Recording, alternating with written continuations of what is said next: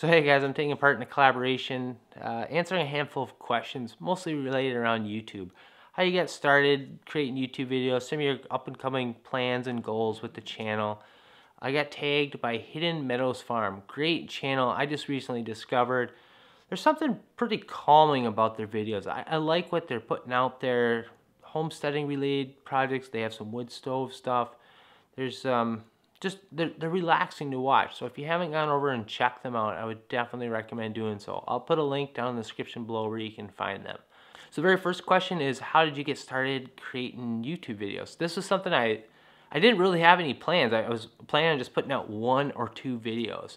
I had lost vision in my right eye. Basically, my eye bled internally, so I saw this blob, this spider web, and I couldn't see out this eye, and it was under strict things by the doctor telling me not to go out and do any physical activity. I had to sleep sitting. It was a nightmare. Really frustrating, especially being a very active person. I couldn't stand it. So I ended up spending some time sitting around watching some YouTube videos. I came across 2 different channels, these 2 different videos that really hit home. I was just chomping at the bit to want to get out, run the saw again, and do some stuff. And I watched those videos, and I always thought, boy, that'd be kind of fun to go out and make something. As soon as I can get back out, I'm going to go out and try to make one of these videos. So January, I got the surgery, and in March, I finally got the okay. I could go out and start doing physical activity. I swear it was like that weekend, that's what I did. I went out, pulled out the camera, and I filmed myself going and cutting some wood. And I got some comments and some private messages sent to me asking some questions, and then I just started making a couple more videos. And it was funny because, like, one of the very first videos I created, you go back and watch my early video, I am terrified. I mean, just terrified in the and sitting in front of the camera, just like a robot. And the funny thing is, like, one of my better videos, or higher viewed videos, is I'm just like stiff as a rock in that video. So it's just been this gradual thing. I've gotten better being in front of the camera, and it's been a very fun journey. The private messages and the comments from a lot of you guys, and connecting with some people, it just makes you want to continue on, and it's great to get to know others with a lot of similar interests and goals in life. So that's kind of where I've I guess come from, or how I ended up creating videos. The second question, name 2 of your videos that you produced that you're the most proud of. That's a hard one, because by the time my videos ever hit the internet, I'm so sick and tired of them. I don't go back and watch them. I think right off the top of my head, one of my favorite videos is the one where my daughter Grace went out and got her hair cut with the intent of donating it to Wigs for Kids. Nothing really too crazy about that video.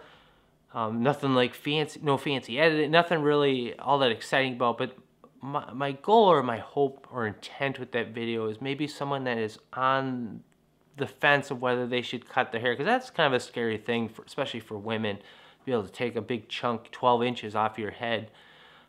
My hope and plan is there's someone that might be right there on the fence. I'm hoping this help encourages them, gives them the strength to be able to go out and do something like that. Second video, man, I don't know. Maybe the popcorn video where we did some of the drying experiments, and the main reason for that, during the filming and the making of that video, was like these little blips and clips that I had filmed during the process, and I was so frustrated with it. I had wished I filmed certain things. There was other stuff that I ended up missing, and I just thought it was just a bunch of dead footage that was going to just sit on the shelf and never see the light of day. And I had to sort of fight and work and make that video into a video. And I think it's an okay video. I think it shares a lot of good information and stuff. It might be helpful for someone out there.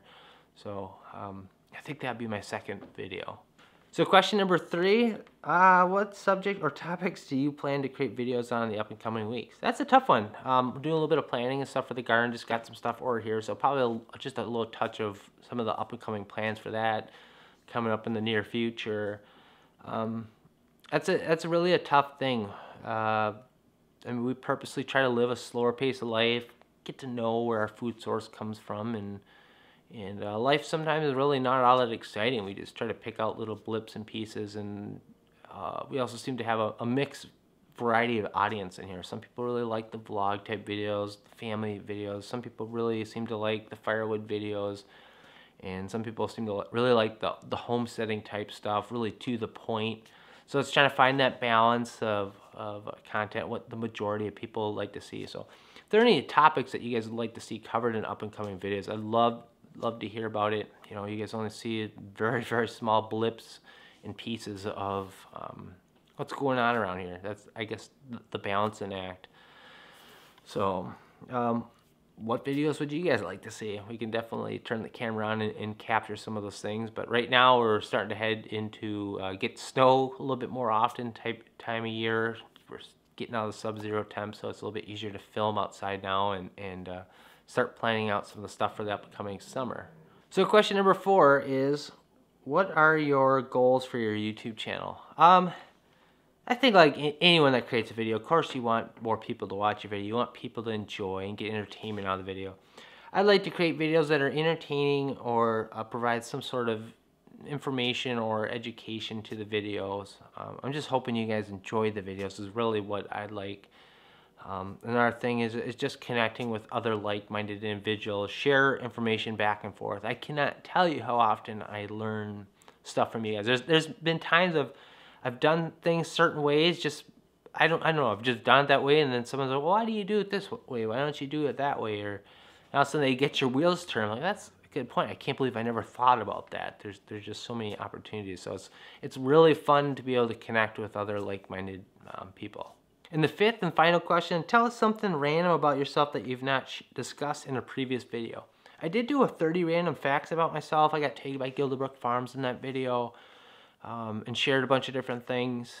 Something new I haven't shared. I'm not allergic to poison ivy, so don't go follow me through the woods. Actually, recently, maybe about 3 years ago, I finally started taking the time to learn to identify some different varieties out there. Because I've read quite a bit about how people that have a resistance to it, a lot of times the more and more they get exposed to the stuff, the less they have a resistance to it.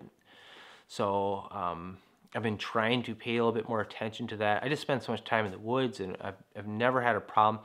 And as a kid, I mean, there was multiple times me and my younger brothers would be wandering through the woods. I'd be leading the way in shorts, they'd be in pants, and the following day they'd be covered head to toe in blisters, and I wouldn't have nothing on me. So if you ever follow me through the woods, just pay a little extra close attention. I'm trying to do a better job at paying attention to that stuff, but so far I've been, knock on wood, but very fortunate in that department. So the last thing we need to do is tag a couple other channels. How about Pratt Family Homestead? Mike and Jenny, really enjoyed them as people and the content they put out there. I'd love to hear their perspectives. How about Chick-a-Woof Ranch? I know they put videos up here and there, and I would love to hear their thoughts on this.